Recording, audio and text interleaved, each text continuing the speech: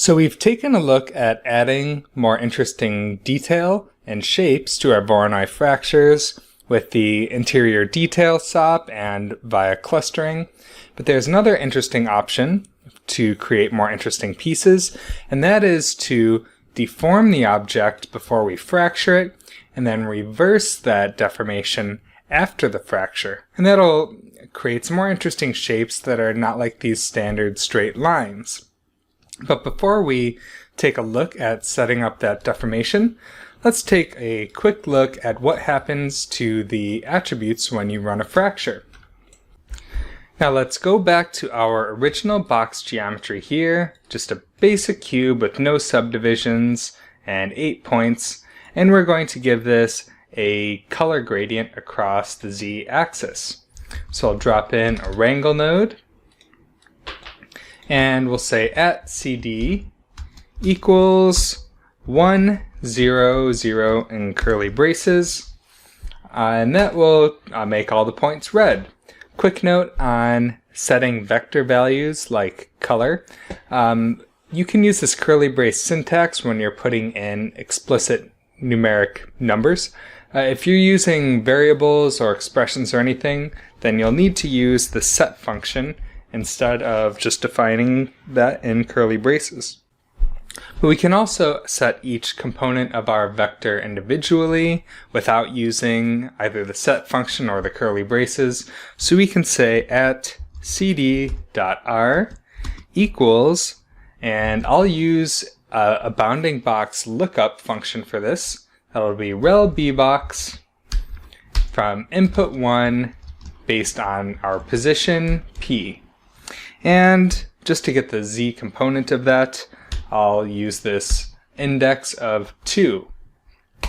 Now we'll talk some more about using functions like this bbox function throughout the class, so don't worry if this looks a little bit confusing to you to start out with. If you're not familiar with programming, I know that some of these things might look really intimidating, but I find that this class is actually really good at getting people used to Vex programming and small snippets that are not too difficult to understand on their own, and it's a great way to get started if you haven't done Vex before.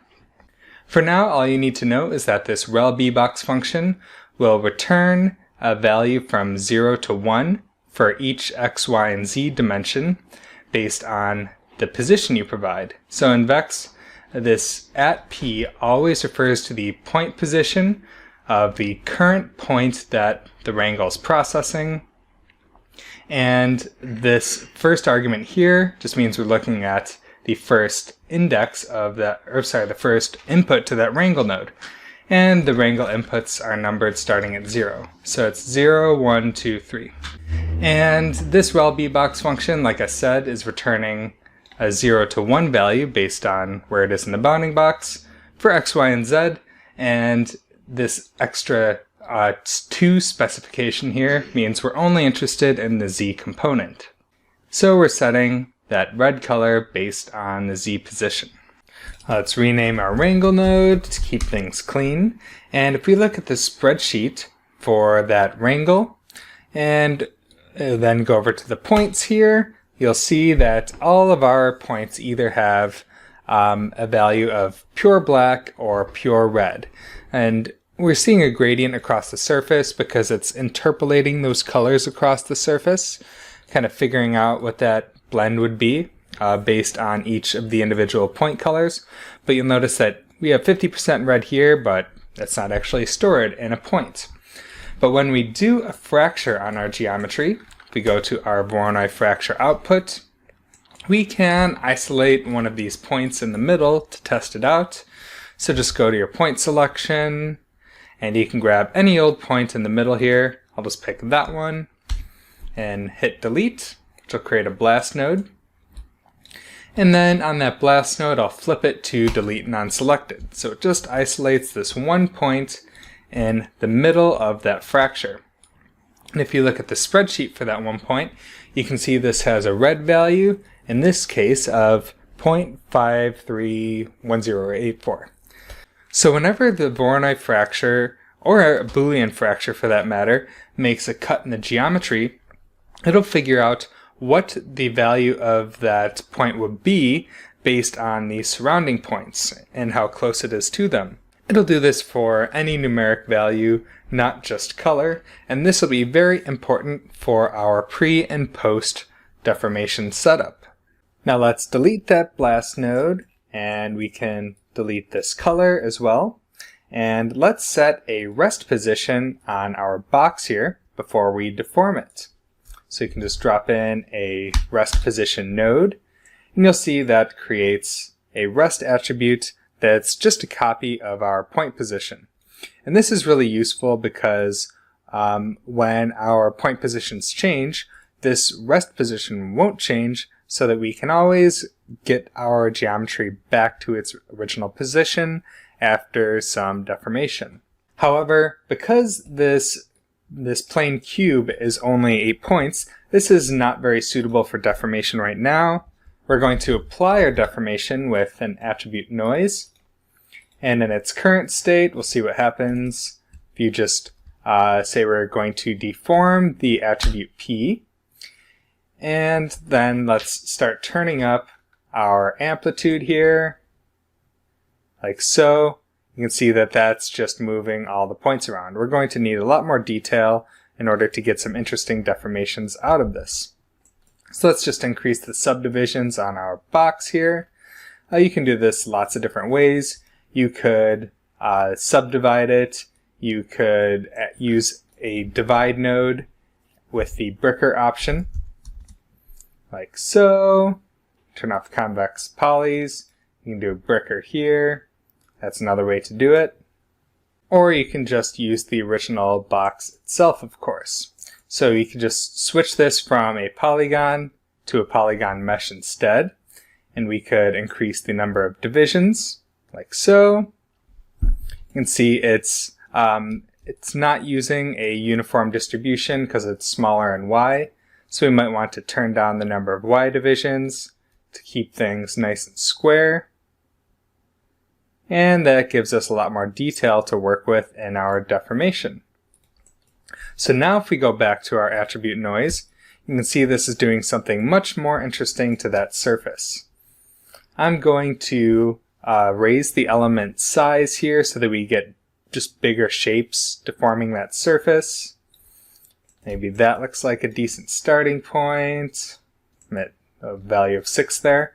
And right now, this is only giving us values from 0 to 1. So you can see it's kind of pushing all the points in one general direction in world space. But if we click this center noise, that will remap the values instead of being from 0 to 1 to be -1 to 1, which will give us just a slightly better deformation. Either would work really, but this will keep our geometry centered around its original position, which I just think is a little bit cleaner. So now, if we apply this noise like so, we need to make sure this happens after the rest position. Let's just shake out our rest position node there, drop it before the noise, and then we're ready to run our fracture on this deformed geometry. So we can just connect that deformed shape to our VDB and scatter and to our Voronoi fracture, so that this is actually what's being fractured. And now that we have this Voronoi fractured kind of crazy looking geometry, let's revert these positions back to their original shape. Now let's drop in another wrangle node. Let's hook that up to our Voronoi fracture. And in the wrangle, we can say that each point's position is going to be equal to its rest position. So we'll say rest, P equals rest. And this looks a bit broken at first because the normals are crazy, but we can fix the normals on our geometry with a normal node. So we'll drop in a normal, wire that after the wrangle, and a quick word of warning on these normal nodes. You typically want to set the normals on your inside and outside faces separately. If we go to smooth shaded mode, like so, some of these artifacts are introduced by the process of doing this pre and post deformation technique. It's one of the drawbacks that you really have to kind of try to minimize these artifacts as much as possible, sometimes by increasing the resolution of your mesh before doing the deformation, or maybe doing less extreme deformations. But it's typically good practice to run normals separately for that inside and for the outside, so that it doesn't do some sort of interpolated normals across those boundaries. So call this normal inside, drop in another one for normal outside, like so. And the Voronoi fracture is creating inside and outside groups for us, so we can just select those in the group drop-downs. Alright, so if we run an exploded view on this now, you'll see that we have much more interesting shapes than we typically get out of our Voronoi fractures. Instead of everything just being straight geometric lines, you have, there's much more interesting shapes. Now, this still is typically not as good as doing a Boolean fracture. You're still fighting against some of these artifacts on the surface.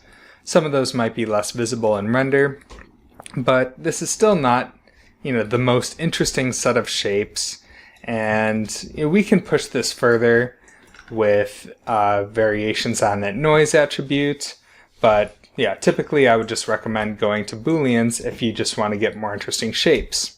However, there is an example of pre and post deformation that is still pretty common and useful in production, and that is the case of wood splinter fractures.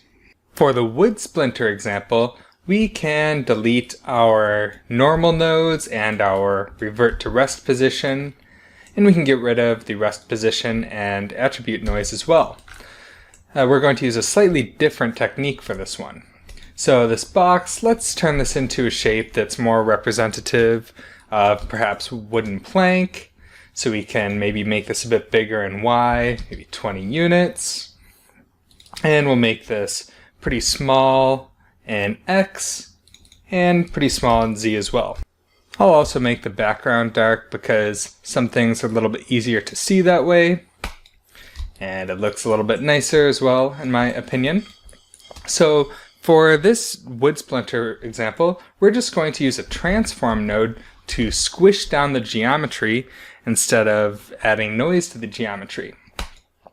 So on this, we can just scale it down in Y, 10% of its original size. And then we can play around with that amount of scale later.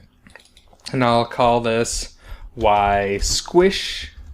And then we can leave our standard Voronoi fracture the same. At first, this is just going to look like a bunch of tiny little pieces. But if we do a similar thing to what we did with reverting our geometry back to the rest position, we don't have to use our rest position to do this because it's just a basic transform. We can just create a copy of our transform node, just right click it, go to actions and say create reference copy, and we'll rename this to Y squish revert.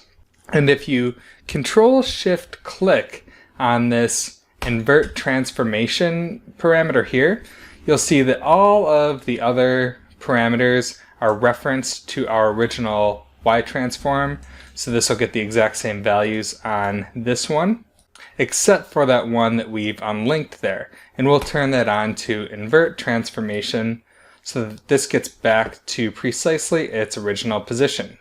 So if you just look at the geometry itself, that box perfectly matches the post fracture shape. And then if we do an exploded view on that, you can see it's broken up into these elongated splinter shapes. Maybe let's explode this out a little bit less and zoom in here. Now we can modify our Y scale to control the length of the splinters. You can perhaps scatter some more points if you want those to be smaller in radius. If we just go to our Y squish here, change that to 0.05, and we should see those things stretched out a bit more.